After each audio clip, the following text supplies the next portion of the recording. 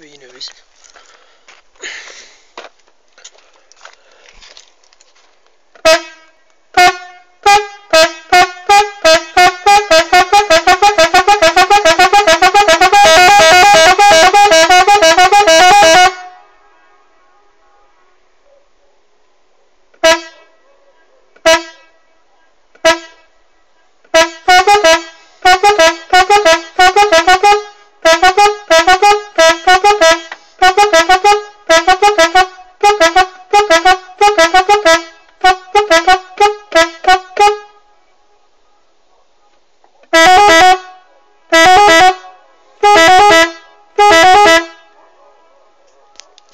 Bugün de bu kadar.